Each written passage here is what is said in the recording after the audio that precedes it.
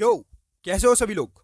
आ चुका हूं मैं एक बहुत ही सिंपल सी वीडियो लेकर, जिसके अंदर मैं आज तुम्हें एक बहुत ज्यादा काम की बात समझाने वाला हूं एंड जिस टॉपिक के लिए तुमने बेसिकली इस वीडियो के ऊपर टच किया है। देखो भाई और बहनों, 2024 में मिडिल ईस्ट में काफी ज्यादा टेंशन है। इसराइल और ईरान के बीच में एक रीजनल वॉर के चांसेस बहुत हाई है और ये सिर्फ इन दोनों कंट्रीज को नहीं, पूरी दुनिया को इंपैक्ट कर सकता है। रिसेंट रिपोर्ट्स के अकॉर्डिंग इसराइल और हमास के बीच गाजा में कॉन्फ्लिक्ट बहुत ज्यादा बढ़ रहा है और ईरान भी प्रॉक्सीज ग्रुप्स के थ्रू इन्वॉल्व है इस वॉर के अंदर। ये सिर्फ मिलिट्री कॉन्फ्लिक्ट नहीं, एनर्जी मार्केट्स और ग्लोबल अलायंसेस को भी डिस्टर्ब करेगा। अब यहाँ पर सबसे बड़ा सवाल ये आ रहा है कि मिडिल ईस्ट के अंदर अगर कोई वॉर छिड़ जाती है, जैसे कि वहां पर सिनेरियोस चल रहे हैं, तो हमारा भारत, हमारा देश किस तरफ जाएगा? इसराइल के साथ जाएगा या ईरान के साथ जाएगा? साथ किसका देगा? ये चीज यहां पर अभी सबसे ज्यादा सामने आ रही है। अब ये चीज फाइंड आउट करने के लिए कि भारत किसकी तरफ जाएगा अगर वहां पर कोई लड़ाई हो जाती है, हमें यह समझना पड़ेगा कि भारत को ज्यादा फायदा किस देश से होता है। देखो यहां पर अगर भारत को किसी की तरफ जाना होगा, बड़ी वॉर होगी, तो भारत न्यूट्रल नहीं रह सकता हमेशा की तरह। भारत को जाना ही पड़ेगा, थोड़ा थोड़ा झुकाव अपना कहीं ना कहीं दिखाना पड़ेगा। तो इसीलिए हमें सबसे पहले यह फाइंड आउट करना पड़ेगा कि कौन सा देश हमारे लिए ज्यादा इंपॉर्टेंट है, इसराइल या फिर ईरान। इंडिया के इसराइल के साथ 2024 में रिलेशंस हिस्टोरिकली स्ट्रॉन्गेस्ट फेज में है।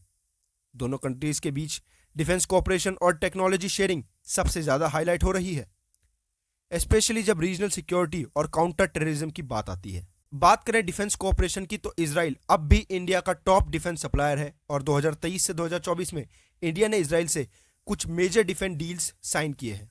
ये मॉडर्न टेक्नोलॉजी जिसमें ड्रोन्स, रेडार सिस्टम और मिसाइल डिफेंस सिस्टम शामिल है।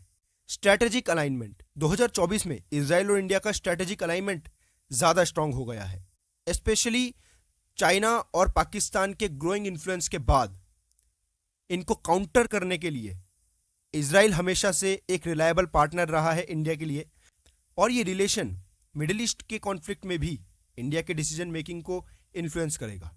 वहीं पर अब दूसरी तरफ अगर हम लोग बात ईरान की करें, तो एनर्जी सिक्योरिटी, जो कि सबसे पहला पॉइंट आता है हमेशा, एनर्जी सिक्योरिटी के लिए ईरान का रोल इंडिया के लिए काफी सिग्निफिकेंट है, स्पेशली जब रशिया के यूक्रेन इन्वेजन के बाद चाबहार पोर्ट प्रोजेक्ट का स्ट्रेटेजिक इंपॉर्टेंस इंडिया के लिए अभी भी बरकरार है। यह पोर्ट इंडिया को सेंट्रल एशिया और अफगानिस्तान के मार्केट्स तक आसानी से एक्सेस दिलाता है, पाकिस्तान को बाईपास करते हुए।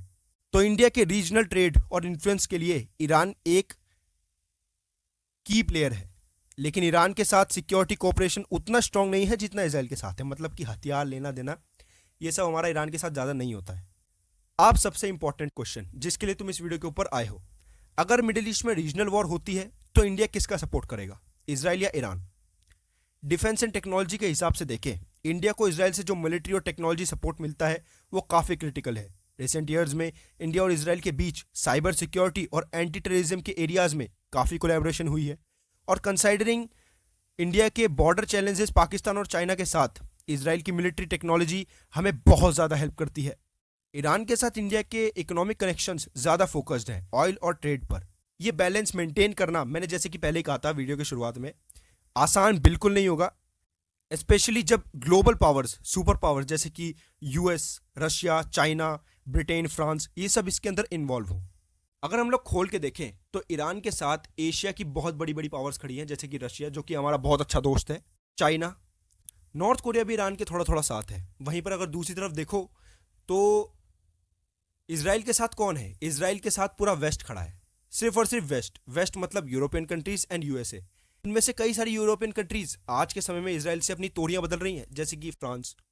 तो मेरे बेसिकली यहां पर कहने का मतलब यह है कि यार हमारा भारत ना एशिया के ऊपर ज्यादा भरोसा करना सही समझेगा इन वेस्ट वाले लोगों से, क्योंकि यार ये किसी के भी नहीं होते।